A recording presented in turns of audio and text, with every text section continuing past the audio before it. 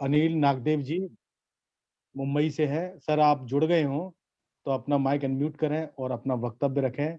Advocate Anil Nagdev जी। और अन्य वक्ता हमारे माननीय हेलो, राकेश। आवाज आ रहा है? जी जी सर। हाँ, स्टार्ट करूं? सर सर अपना वीडियो ओपन करें सर। वीडियो जहां नीचे बटन म्यूट का है ना सर, वहीं वीडियो का होता है। स्टॉप वीडियो जो लिखा होता है ना, उसी पे क्लिक करें।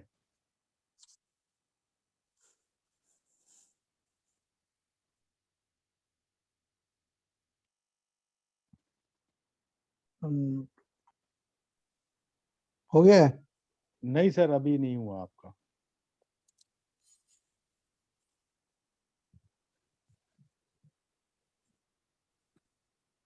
सर जैसे आपने अपनी माइक खोला होगा ना, जैसे उसी के बगल में सर।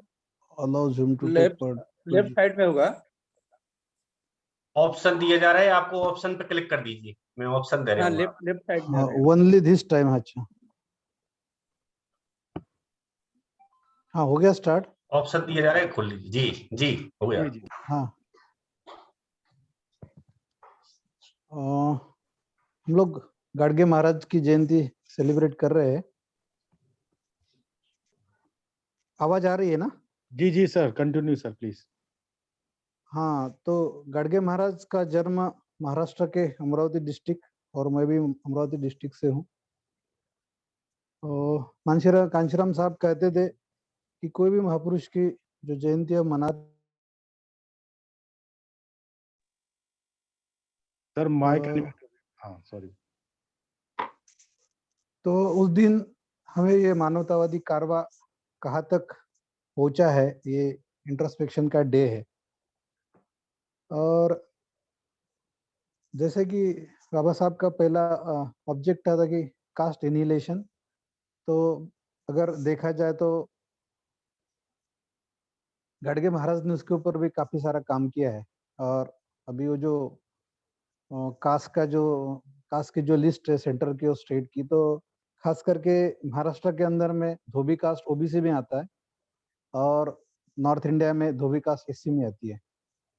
तो ये इसका बैकग्राउंड होते हुए आज का पर्पज जो है, हमें बाबा साहब ने बोला था कि आइडियोलॉजी फिलोसफी कितनी भी अच्छी हो, लेकिन अगर उसको हम प्रोपोगेट नहीं करेंगे, उसका प्रचार प्रसार नहीं करेंगे, तो फिनिश हो जाएंगे, इट विल डाई। तो इसको ध्यान में रखते हुए माननीय कांशीराम ने साहब ने, अगर हम लोग डॉक्टर अंबेडकर पार्क और जो यूपी में मायावती रिजिम के अंडर में जो काम हुआ, उसको हमें देखना होगा वो परपेक्स में।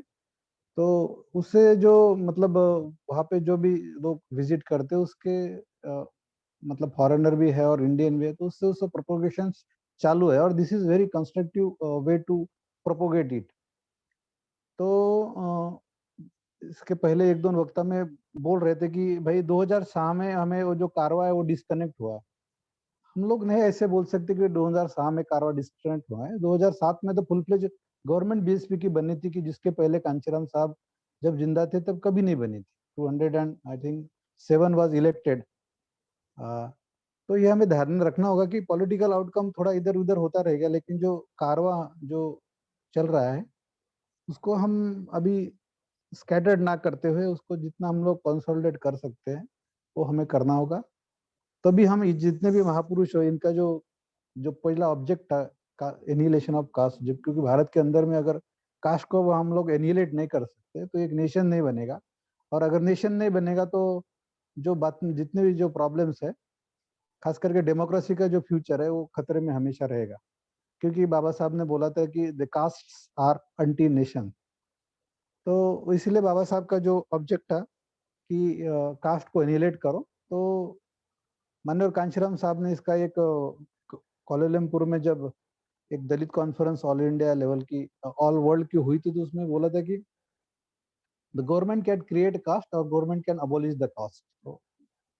तो दूसरे कॉन्टेस्ट में कही थी। तो हमें देखना पड़ेगा कि भारत के अंदर में जो इसके जो डेमोक्रेसी आ गई है और डेमोक्रेसी के तहत हम लोग चल रहे हैं, तो जो डेमोक्रेटिकल जो वेपन्स, जो डेमोक्रेटिक जो ऑर्गन है और उसमें जो इलेक्टोरल प्रोसेस है, उसमें हमने ज्यादा से ज्यादा पार्टिसिपेट करके जो हमें चाहिए हमें मिल सकता है। मतलब ये जो आज का जो हम लोग जो उनकी जो जयंती, जिनका जो बर्थ एनिवर्सरी सेलिब्रेट कर रहे हैं, उसके रिलेटेड ये है कि ये जो यहाँ तक तो गाडगे बाबा ले आए, और वो गाडगे बाबा जहाँ से छोड़ गए उसको बाबा साहब ने आगे बढ़ाया, और जो भी प्रोविजंस जो उनकी एम एंड ऑब्जेक्ट्स थी गाडगे बाबा की, तो वो it is put in constitution, it is written in constitution.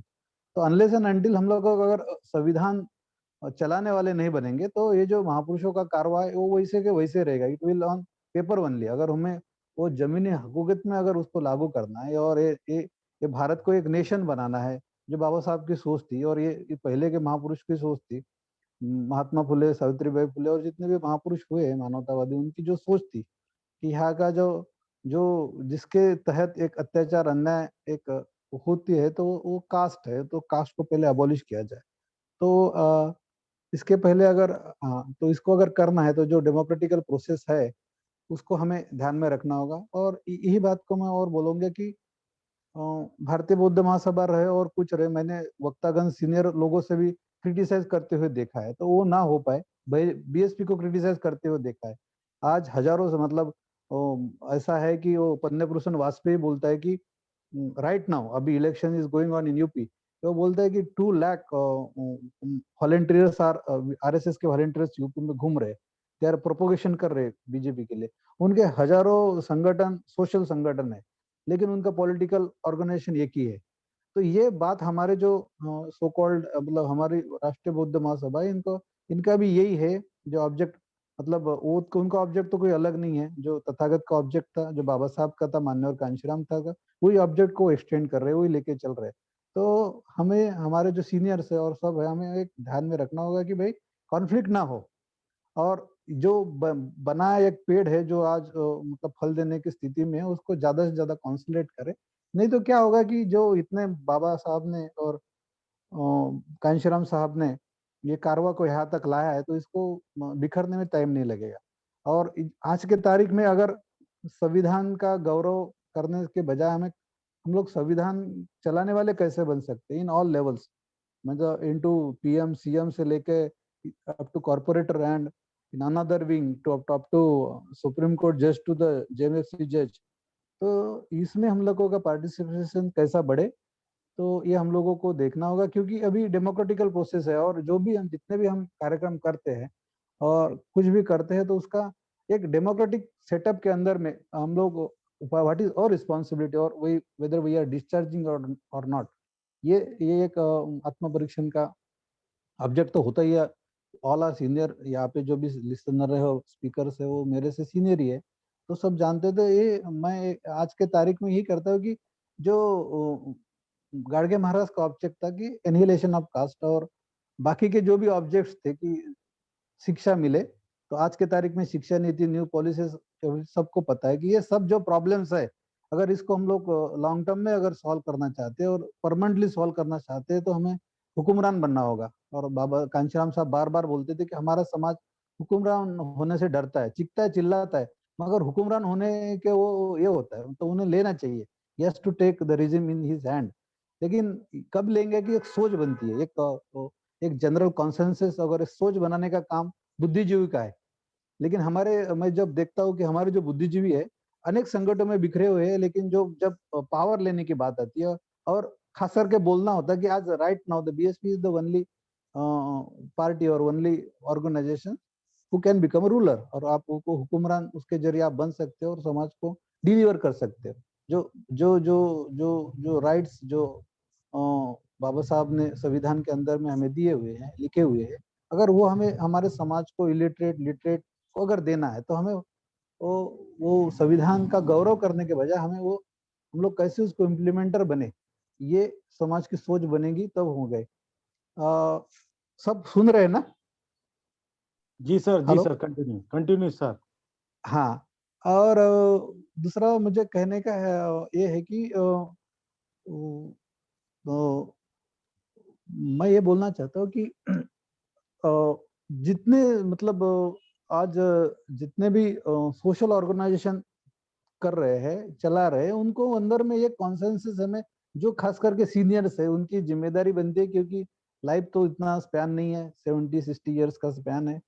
तो हम लोग ये जो थोड़ा स्कैटर्डनेस हमारे ऑर्गेनाइजेशन में है, उसको हम लोग कंसोलिडेट कर सकते हैं। हमारे जो सीनियर्स की जिम्मेदारी है, हम तो जाने वाले हैं, लेकिन जाने से पहले हमारी जो जिम्मेदारी है कि हम लोग ऐसे कोई प्रोपोगेटर जैसे आज का कार्यक्रम है कि तैयार करके जाए, और आने वाले समय में हमारा जो बिखराव है वो रुकना चाहिए। नहीं तो क्या होगा कि कुछ मतलब नहीं रहेगा। अगर कॉन्स्टिट्यूशनल फ्रेमवर्क को बचाना है तो कॉन्स्टिट्यूशन वो रास्ते के ऊपर रहते तो नहीं बन सकता है।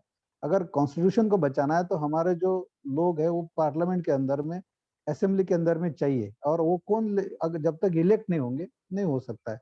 मतलब एट द टाइम ऑफ जब Mahatma Phule when he was running the movement, वो वहाँ पे डेमोक्रेसी नहीं थी तो उन्होंने वो पार्टिसिपेट नहीं किया। लेकिन अभी डेमोक्रेसी है, कांशीराम साहब ने पार्टिसिपेट, बाबा साहब ने पार्टिसिपेट किया, कांशीराम साहब ने पार्टिसिपेट किया, और आज 3rd नंबर का national party is not a joke. कि हमें इतनी इजीली, मैं एज ए मतलब मैं भी लॉयर भी हूँ, तो जानता हूँ कि एक पार्टी क्रिएट करना और उसको बचाए रखना इतने एडवर्स सिचुएशन में, तो वो तो हम लोगों ने, वो तो बहन जी का धन्यवाद देना चाहिए कि उन्होंने उसको मतलब संभाल के रखा है टिल डेट। कि अब right now we are the recognised national party. जो 2014 का जो इशू चल रहा था दैट हैज बीन सेटल्ड। तो जो महापुरुषों का जो जितने भी मतलब जितने भी एम्स ऑब्जेक्ट है, that is all, everything is in constitution में पूरे है। वो पूरा समाज का मतलब 1585 अगेंस्ट 15 ये कांशीराम साहब ने बोला था। लेकिन आज के तहत में हम लोग ने जो ये बोलना चाहिए कि भाई 100% लोगों का, इवन ब्राह्मण्स की भी जो वुमेन्स है और जो सवर्ण समाज के वुमेन्स है, उनको भी अगर राइट चाहिए तो भी ये कॉन्स्टिट्यूशन में उसमें दिया गया है, और कॉन्स्टिट्यूशन की वो सेफगार्ड है। जैसे कि at the time of Hindu code bill, तो हिंदू कोड बिल के SC/ST के लिए नहीं था, it was for entire woman, कि जो बाद में 2006 में अमेंड करके लागे गया। और देयर आर लॉट ऑफ और बहुत से प्रोविजन है कि अभी तक वो इम्प्लीमेंट नहीं हुए। जैसे कि 2009 में राइट टू एजुकेशन आया है, जो पहले नहीं था। और जो direct to principal of state policy है, हमें वहाँ अगर हम लोग देखा जाए तो अगर उसके एनालिसिस माइन्यूटली अगर एनालिसिस करें कि जितने भी महापुरुष हुए, कांशीराम साहब बोलते हैं कि भारत के अंदर में देखा जाए तो नॉर्थ ईस्ट और वेस्ट से लेके अराउंड 200 महापुरुष हुए हैं। तो उनका पूरा, हम अगर उनका एम्स एंड ऑब्जेक्टिव अगर हम लोग देखा जाए तो इग्लिटरियन सोसाइटी बनाने की उनकी सोच थी कि एक यहाँ पे मतलब एक सबको समान अवसर मिले, ये सर कास्ट जो माइंड है योर टाइम अबॉलिश हो। प्लीज।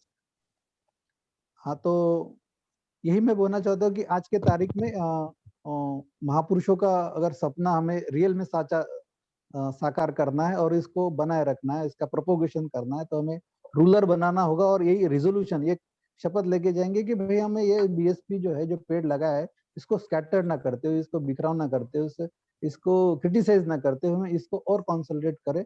यही मतलब ये महापुरुषों को हमारा अभिवादन होगा, और यही सोच को लेके हम लोग जाए। जय भीम। बहुत बहुत धन्यवाद साहब माननीय। अभी आप सभी लोग एडवोकेट अनिल नागदेव जी जो नवी मुंबई से है, सभी लोगों ने सुना। सर आपका बहुत बहुत धन्यवाद। I hope you will given your valuable time. We are thankful to you sir.